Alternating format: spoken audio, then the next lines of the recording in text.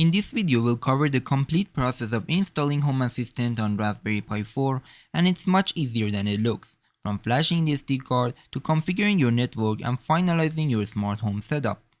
Here are the things you need for this project: a Raspberry Pi 4. You can also use other types of Raspberry Pi, including the newer version Raspberry Pi 5, but in this video I'm just going to use a Raspberry Pi 4 because this is what I currently have. Moving on, in order to flash Home Assistant in your Raspberry Pi, you need some type of storage. You can choose between an SSD, an SD card, or a USB drive, but in this case I'm just going to use a USB drive. If you end up using an SD card, you might need some type of card reader in order to connect it to your PC. That way you can flash Home Assistant in your SD card. Moving on, you also need an Ethernet cable so you can connect your Raspberry Pi to your router. Once you are ready, open the Raspberry Pi imager, and all you have to do now is to connect your storage, in this case the USB drive, to the PC. Now you have to choose your Raspberry Pi device. In this case I have the Raspberry Pi 4, so I'm going to choose the Raspberry Pi 4. Now we have to choose the operating system, so I scroll down and look for other specific purpose OS and I click on it. After that we have to choose Home Assistant and Home Automation, and from there you look for Home Assistant and click on it. Now because I'm using Raspberry Pi 4, I'm going with the first option, Home Assistant OS 14.2. Next up, all we have to do is to choose the storage. In this case I'm going to choose the USB drive that I have and connect it to my PC.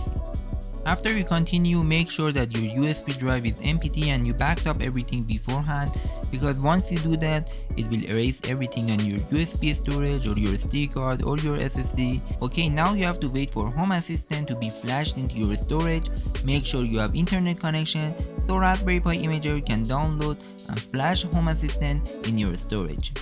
Before we move on, if you like this video so far, please consider subscribing to the channel. It will help me a lot to create more content like this one in future. As you might notice, I skipped the video a little bit, but in my experience it will take around 15 minutes for this process to complete. From there you can wait for the file to be verified, and after that you can see a message saying that you can remove your storage from your PC. From there, remove the storage from the PC or your laptop and connect it to the Raspberry Pi. Okay, now it's time to connect the Ethernet cable from the router to your Raspberry Pi, and also connect the storage to your Raspberry Pi along with the power supply so you can power up your Raspberry Pi. Okay, now go back to your PC, open up a browser and go to this URL. Once you go to this URL, now you can access your Raspberry Pi on the local network. Make sure that your computer is connected to the same router as your Raspberry Pi. From here, as you can see, it says preparing Home Assistant. This may take 20 minutes or more. From my experience, the amount of time it takes for this step to complete is based on your network connectivity. For example, for me, because I had a slow network connection, it took around 2 hours to complete. Alright, once you get to this screen, it is basically done.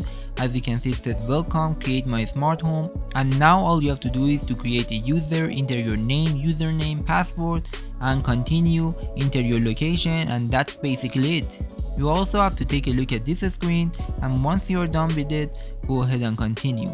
And from there, Home Assistant will find some compatible devices from your network. For example, we have some Bluetooth devices right here.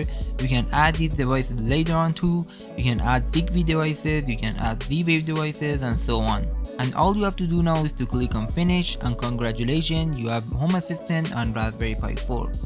Thank you for watching. If you enjoyed this video, be sure to check out my other videos where I explore adding devices like cameras, air purifiers, and more to the smart home setup. I've got plenty of content on integrating and enhancing the home tech, so don't miss out, and see you on the next video.